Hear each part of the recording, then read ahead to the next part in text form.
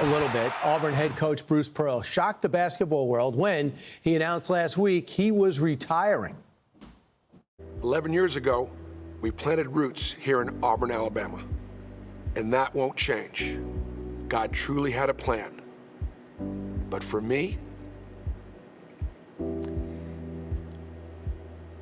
it's time.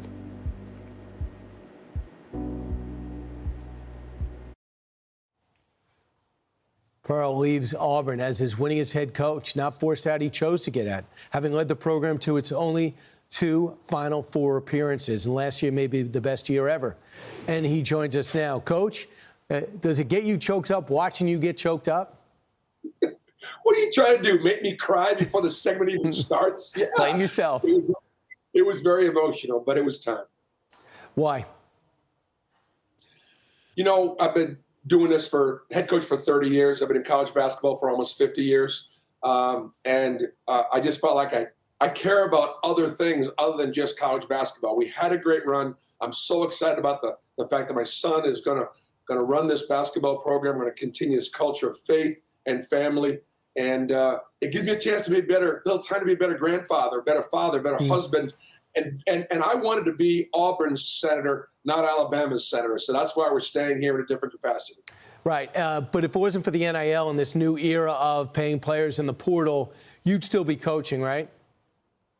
Brian, the combination of NIL and the transfer portal together makes free agency a factor every single year. And so the game and recruiting has become so much more transactional and not as ministerial. And so I just can't make a difference in a kid's life in a year. It takes a few years of building, that love. Coach Pat Dye used to say you could coach him as hard as you love him. So it does make it more challenging, but we still navigated that whole thing for 3 or 4 years. I just felt like it was the right time to do some other things, like maybe focus on my advocacy for our country and maybe my advocacy as an American Jew for Israel.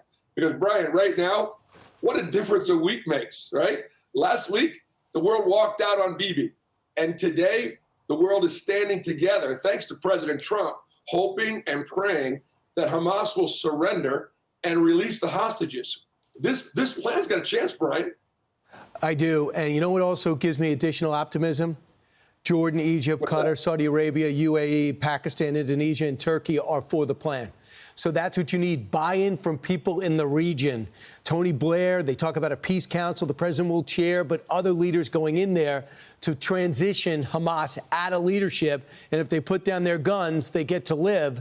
If not, they won't. So literally the clock is ticking. And yet you are still optimistic.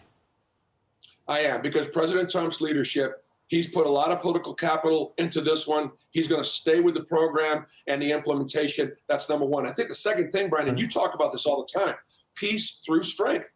Look how strong Israel is right now. Look what they've done militarily. Look at how they've made the region much safer. What are the rest of the Arab world? Who do they want to partner with? You want to partner with Iran right now? Or do you want to partner with Israel? This gives us a chance to build on the Abraham Accords. And the other thing is this. Trump's talking about starting to rebuild the 75% of Gaza that Israel's occupying right now. And if Hamas wants to stay there in that little 25% pocket in Gaza City, we're going to start rebuilding. We're going to start putting humanitarian aid into these other places. This makes Hamas irrelevant. If Hamas doesn't accept the deal, Doha and Qatar must tell the Hamas leaders, you have to leave. It's time for you now to go. Go back to Gaza. Go fight the war. We got to put pressure on this. The only way we get rid of the hostages. And last thing, Brian, remember this. Let's not make the same mistake in Judea and Samaria that we made in Gaza. The reason why peace has a chance is because Israel's occupying it right now and putting the pressure on it right now to make it a better place for everybody, including, more importantly, the Palestinians that are held hostage right now by Hamas. Right. They're trying to find clans that they can deal with and help give them the power to stare down and fight off Hamas, because they basically are a death cult. And I do worry, Bruce, about Hezbollah. We cannot look. They're still a dangerous organization, and Lebanon has to take over. Lebanese have to take over Lebanon. And so far, Hezbollah might have too much power. You are not only passionate about Israel, you know the issue. I think at some point, even though you said no for now, I imagine you in Washington wearing a suit every day, not a sweatsuit. Bruce Pearl, thanks so much. My fingers are crossed. We're heading towards a peace era. that your lips to God's ears, Brian. All right, Bruce Pearl, thanks so much. I'm Steve Doocy. I'm Brian Kilmeade. And I'm Ainsley Earhart. And click here to subscribe to the Fox News YouTube page to catch our hottest interviews and most compelling analysis.